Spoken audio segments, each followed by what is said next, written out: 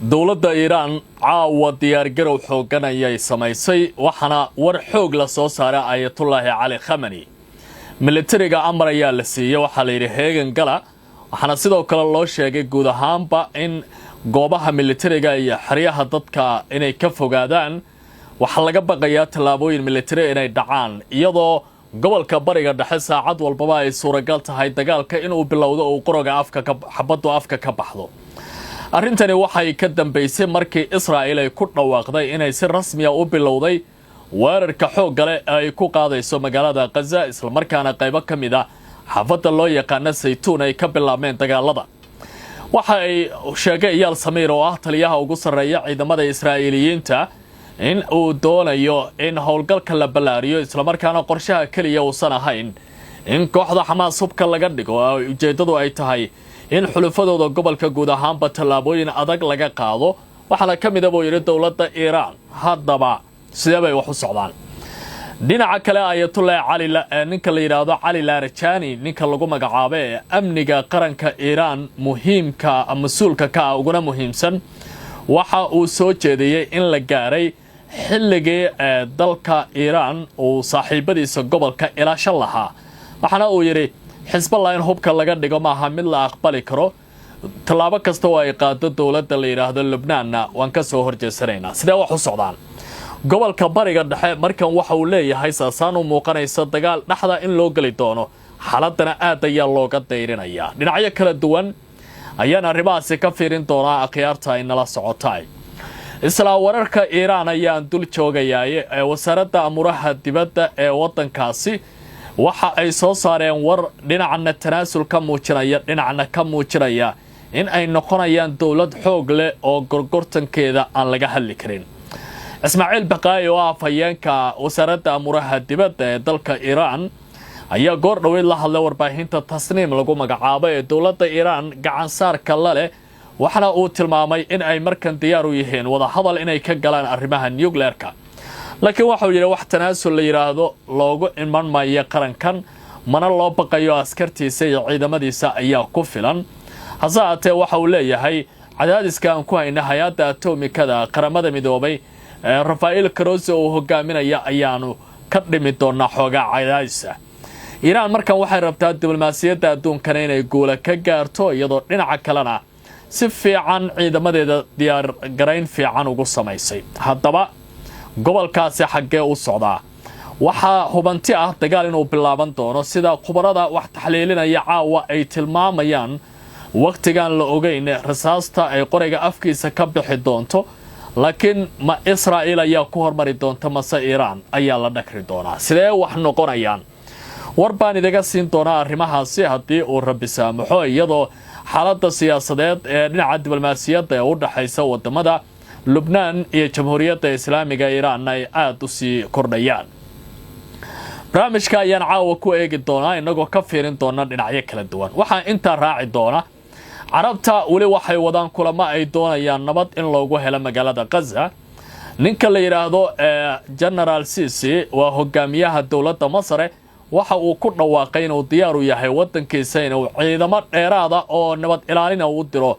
magaalada la yiraahdo Gaza haddii caalamka uu isku raaco isla markaana la qorsheeyo dagaalada magaaladaasi ka soconaya in si degdeg ah loo joojiyo arrintani waxay ka dambeysay kadib markii kulan maanta ka dhacay magaalada Qaahira ay wada yeesheen wasiirka amuraha dibadda ee dalka Qatar la yiraahdo iyo sidoo kale xubno ka socday dowladda Masar Carabtu wali waxay ka baqayaan dagaaladu inay sii baahaan laakiin qodobo waaweyn oo xasaasi ah ayay soo saareen markan Cabdifataax Siisi waxaad moodaa wax uu nafaynay soo galeen Cabdicasiis Barro ayaan ahay qodobadaasi ayaan dulmar kooban ku samayn doonaa khiyaarta ay nala socotay meel kasta oo aad joogtaan ku soo biira barahayga bulshada ee YouTube oo aad subscribe saartaan Facebook aad follow tiraadaan iyo TikTok aad sidoo kale follow soo tiraadaan aad baad u mahadsantiin ma ogtahay in dhakhtar Shaafici aadan dirir loo aqoonsaday dhakhtarka ugu wanaagsan qaliimada dalkeena Soomaaliya ahna dhakhtarkii ugu horeeyay ee wax ku qala qalabka casriga ah ee laparoscopiga ama laserka maalin waliba wuxuu heegan kugu yahay isbitaalka Shaafici ee magaalada Muqdisho ee hore u gaar waxay u muuqataa guud ahaanba in la soo gaaray xilliga bariga dhexe aan waxba la isku hambayn lahayn dagaalna laga baqayo in waqtiyo adag oo xoogan ay bilowdaan goor dhow cali laarajani ninka lagu magacaabo oo ah ninka ugu sareeya guddiga amniga qaranka ee dalka Iiraan ayaa amar siiyay ciidamada waxa uu yiri waa in la gala heegan isla markaana diyaar gareyn fiican la sameeyo waxaynu wajahaynaa xaalad dagaal saacad walba oo bilaaban karaysa sida daraadeed waxa loo baahan yahay ciidamada inay noqdaan kuwa dhifoon oo feejigan isla markaana tallaabo kasta oo loo baahan yahay degdeg ku fulin kara ma sheegin wadankiisa in uu yahay midka weerarka qaadaya laakiin waxa uu ku dhawaaqay in la gaaray waqtigii Iiraan ay diyaar gareyn lahayd ciidamadeeda xilliyada ugu dambeeyay telefishinka la yiraahdo Al Arabiya ee dalka Sacuudiga ka soo baxa ayaa qoraya sidan xogayaha golaha sare ee ammaanka qaranka ee dalka Iiraan Cali Laarajani ayaa shaaciyay in Iiraan ay dib u tayeynaysay isla markaana ay dib u awoodeysay ciidamadeeda militariga kadib dagaalkii ugu dambeeyay ay la gashay Israa'iil Laarajani oo ka hadlay waraysi telefishinka qaranka dalka Iiraan uu siiyay axadii ayaa waxa uu yiri ciidamada qalabka sida ee Iiraan hadda waxay ku jiraan xaalad feejignaana oo buuxda waxay si degdeg ah aan u ansixinay buu yiri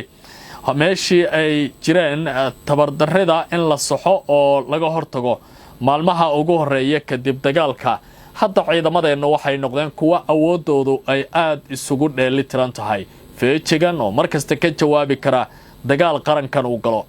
mowqifka Iiraan ee ku aada wada hadallada nuclearka marka lagu aqriyo aragtida amniga qaranka ayaa waxa uu yiri wada hadallada waa xaalad siyaasadeed mararka qaarna waa lama huraan laakiin waxa muhiim ah waxa aynu ku jirnaa meel adag oo awood leh loona baahan yahay ciidamadeenu inay feejignaadaan sida daraadeed ciidamada feejignaanta galay ma diidayaan ayuu yiri wada hadallada waxa uu si cad u diiday in Iiraan ay aqbasho cadaadiska ka imaanaya quwadaha waaweyn ee caalamka isagoo waraysigiisa ku yiri Iiraan ma aqbali doonto inay lagu qasbo yiri waqtiyo go'aan iyo shuruudo ay ka mid yihiin oo ka imaanaya quwadaha reer galbeedka inay ka tanaasusho xuquuqdeeda qarannimo taas oo ceeb ku ah buu yiri guud ahaanba qarankeena iyo horusocodka dawladda Iiraan Laarajani waxa uu soo hadal qaaday arrinta kala dhaxaysa Lebanon iyo waliba dhaqdhaqaaqa Hezbollah oo hadda la qorsheynayo in hubka laga qaado laakiin dawladda Tehran ee Jamhuuriyadda Islaamiga Iiraan ay si weyn uga soo horjeedo Laarajani waxa uu xusay Iiraan ma faragelinayso arrimaha gudaha ee dalka Lebanon laakiin markasta goobta waxaan garab taaganahay buu yiri shacabka Lebanon go'aanka waa mid iyaga gaar u ah ee maaha mid siyaasiyiin iyaga danahooda wata oo waliba qorshooyin kala fulinaya ay garab istaagayno waxa uu sidoo kale ku amaanay doorka Hezbollah ay ka ciyaartay difaaca qaranka dalka Lebanon waxna uu yiri dawladeenu taasi waxa ay ku muujinaysaa amaan aad u ballaaran geesiyaasha xisbiga waxa ay hor istaageen nidaamka duulaanka ah ee Israa'iil oo la wareegay dhulka inkastoo Israa'iil ay kor ka duqeynaysa haddana dhulka kama aysan guulaysan buu yiri kooxdu oo waxa ay noqdeen birlab aan mabda'ooda iyo aragtidooda la hormari karin isla markaana noqday gaashaan bira oo si weyn uga hortagi kara dhinacyada weerarka soo qaaday mabda'a guud ee siyaasadda Iiraan ayaa sidoo kale waxa uu soo saaray banaanka Laarajani waxa uu yiri shucuubta adduunyada waxay leeyihiin xaq iyo madax banaani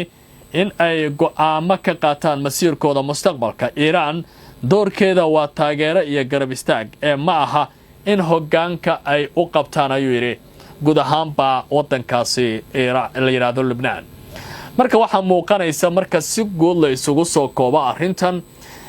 regelinta ciidamada iyo waliba ilaalinta ku haynta goobaha kala duwan ee militariga iyo saldhigyada in ay muujinayso wadanka Iiraan wali in uu ku jiro xaalad dagaal tani waxay ka dambeeyay hadalkii goodinta ahaa ee waqtiyada kala duwan ka soo baxay Israel Katz iyo waliba ninka la yiraahdo Eyal Samir oo ah wasiirka gaashaandhigga iyo taliyaha ciidamada militariga labadaas ninba in ay dhowr jeer oo kala duwan ku goodiyeen in dagaalka Iiraan uu san wali dhamaan taasi waxay qasabtay Cali Laarajani oo ah qabiir sare oo amni muddo dheerna ka shaqeynaya hay'adaha ammaanka qaranka la taliyana uu ahaa Khamenei ninka lagu magacaabo ah murshidka ama ninka ugu sareeya dawladda Iiraan haddii aan si kale u yiraahdo in hadda taladii amniga uu la wareegay una muuqanayso xaaladdu in ay tahay mid gobolka bariga dhexe sii horinaysa waxa ka taagan isla wararka Iran ayaan ku sii soconayaa khiyaartayna la socotay dowladda Iran waxay hadda muujinaysaa tanaasul arrimaha nuclear-ka ay gorgortan inay gali karayso laakiin waxay meesha ka saartay in haba yaraatee xuquuqdeeda dastuuriga ah iyo waliba kan xaqqa lahaanshiyaha dowladda Iran in marnaba meesha laga saari karayo wasiirka amuraha dibadda ee Jamhuuriyadda Islaamiga Iran ayaa maanta ku dhawaaqay in dowladdu ay wado qorshe ay dib ugu bilaabayso wada hadallo la xiriira barnaamijka nuclear-ka oo ay la yeelanayso hay'adaha caalamiga ah ee tamarta adduunka ee loo soo gaabiyo IAEA maalmaha soo socda sida warka ka soo baxa wasaaradda amuraha dibadda ee dalka Iran lagu yiri afayeenka wasaaradda amuraha dibadda Ismaaciil Baqai ayaa sheegay inay diyaar u tahay Iran inay ka qayb gasho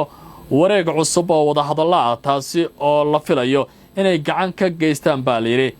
xoojinta xalinta khilaafaadka taagan iyo xaqiijinta barnaamijka nuclear-ka Iran inuu yahay mid nabadeed oo aan marnaba loo arkayn inuu halis ku yahay faafitaanka hubka nuclear-ka haddaba muxuu yahay asalka khilaafka ee u dhaxeeya hay'adan iyo dowladda Iran telefishinada waxay ku dhawaaqayaan caawa waliba telefishinka Sky News ee laga leeyahay dalka isu taga Imaaraadka Carabta Iran ayaa joojisay buu yiri iskaashiga ay la leedahay hay'adda IAEA bishii Luulyo ee la soo dhaafay kadib markii ay ku eedeysay in hay'addaasi aanay wax cambaarayna ku samayn weerarkii Israel iyo Mareykanka ay ku qaadeen xarumihii saddexda ahaa ee dowladda Iran ay lahayd ee nuclear-ka waa Fordo, Natanz iyo Isfahan bishii June aynu ka soo gudubnay ayuu weerarkaasi dhacay sida warkan lagu yiri weerarada oo dhacay 13 June ayaa Israel sheegtay inay ahaayeen weerar ka hortaga si looga hortago baa layiri in Iran ay samaysato bamba nuclear ah Iran dhankeeda waxa ay beenisay barnaamijkeedu inuu yahay mid military iyadoo ku adkaysanaysa in ujeedadu ay tahay mid ay u adeegsanayso mid rayada sida tamarta iyo waliba dawada iyo waliba daweynta cudurro uu ka mid yahay kansarka sida ay ku dhawaaqeen dagaal culus oo socday muddo 12 maalmood labada dhinac waxa soo kala gaaray khasaaro weyn oo lixaad leh Iran waxa laga diray mas'uuliyiinta ugu sarreeya amniga iyo waliba 12 saynis yahan oo ka shaqeynayay arrimaha nuclear-ka taas oo ku qasabtay in gantaalo ay cardaadiqada uga dhigtay qayb ka mid ah dhulka Falastiin ee hadda Israa'iiliyiintu ay maamulayaan meelaha sida weyn loo duqeeyo waxa ka mid ah Haifa oo magaalada dekedda leh ee wax soo saarka iyo garoonka Ben Gurion iyadoo meelaha ay ka mid tahay Tel Aviv iyo Beirut sabca iyo waliba goobo si gaar ah loogu hormariyo dhinaca nuclear-ka iyo cilmi baaristiisa Israel ku yaalay shay baaro waaweyn looga gubay gantaalo iyo sawaariq laga soo tuuray dhinaca dowladda Iran xaaladda hadda jirta ayaa waxa ay u muuqataa inay aad u adag tahay waxaana Ismaaciil Baqai uu ku tilmaamayaa in haba yaraatee in wax gorgortana la gali doonin ilaa inta la doonayo in laga hortago buu yiri xaaladaha nabadgelyada ee wadankaasi iyo waliba in horumarka wadanka Iran lala dagaalamayo arrimaha Iran haddii aan intaasi ku dhaafo iyo waliba xiisadda gobolka bariga dhexe qaybta Iran iyo Israel oo ay suuragal tahay saacad walba dagaaladu inay bilowdaan haddana aan soo eego dhinaca Gaza waxa la iska leeyahay maanta madaxweynaha wadanka Masar General Abdel Fattah al-Sisi ayaa la kulmay ra'iisul wasaaraha ahna wasiirka amuraha dibadda ee boqortooyada Qatar Sheikh Mohammed bin Abdulrahman bin Jassim Al Thani kulankaasi oo ka dhacay magaalada Qaahira ee caasimadda wadanka Masar ujeedadu waxay tahay carabtu inay nafis geliyaan oo ay waliba deedaan dhaqdhaqaaqyada kooxaha nidaamka Israa'iil ay doonayaan guud ahaanba magaalada Gaza inay kula wareegaan kadib dagaalka culus ee ka bilowday meelo kala duwan oo ka mid ah magaaladaasi kulanka ayaa waxa uu daaranaa in 4 qodob oo waaweyn miiska la soo saaro iyadoo General Sisi uu ku dhawaaqay inuu diyaar u yahay in ciidamo xooggan uu u diro marinka Gaza dowladda Masar waxa ay ku dhawaaqday diidmo buuxda oo ku saabsan baaliireen Gaza lagu qasbo in mar kale dadkeeda la barakaciyo oo halkaas laga soo saaro muhiimadda xabad joojin degdeg ah oo la gaaro isla markaana dagaalka halkaas ka socda la soo afjaro oo guud ahaan baleebiyo in si degdeg ah loo sii daayo gargaarka xaniban oo gudaha u gala magaalada Gaza dadkana ay helaan kaalmada bini'aadanimo ay u baahan yihiin iyo in la sii daayo la haystayaasha iyo maxaabiista kooxaha Falastiiniga ee gobonnimo u dirirka gacantooda ku jira. sidoo kale dhinacyadu waxay cadeeyeen ilaa iyo laba qodob oo kale oo muhiim ah oo taabanaya masiirka iyo mustaqbalka jiritaanka Falastiin. in la dhiso dawlad Falastiin oo madax bannaan isla markaana caasimadeeda ay noqoto bariga Qudus waxa ay muujinaysaa wadada kaliya oo lagu gaari karo xasilooni iyo xal firfircoon oo gobolka bariga dhexe ka dhasha ayaa lagu yiri warka labada dawladood ay soo saareen. madaxweynaha Masar waxa uu adkeeyay baa la yiri in si dhaqso loo bilaabo dib u dhiska Gaza marka xabad joojintu dhacdo, isagoo sheegay in la qabanayo shirkii Qaahira ee caalamiga ahaa ee dib u dhiskaasi lagu taageerayay iyadoo la kaashanayo dawladda Falastiin iyo qaramada midoobay sida ay ku dhawaaqeenba labadan dawladood oo kulmay. waxa kale oo isla garteen muhiimadda ay leedahay in la joojiyo dagaalka siyaasadeed iyo nabadeed ee lagu xalinayo dhacdooyinka ka jira wadamada gobolka iyo waliba iyagoo carabka ku adkeeyay in la ilaaliyo madax banaanida iyo muhiimadda dhuleed ee dalkaasi. dawladaha carabtu hadda waxay u muuqanayaan inay ku dadaalayaan sidii nabad loo gaari lahaa. warar iyo barnaamijyo kale ayaa noo soo socda oo aan ku eegi doono wararka ugu dambeeya caalamka iyo dhacdooyinka ee soo dhawaada saaxiibayaal ku soo biira YouTube-ka oo subscribe saara. waa Cabdicasiis Barrow oo qaybtii hore ee taxanaha Barrow Show idin tabinaya. tan iyo kulanti dambe isara wanaagsan.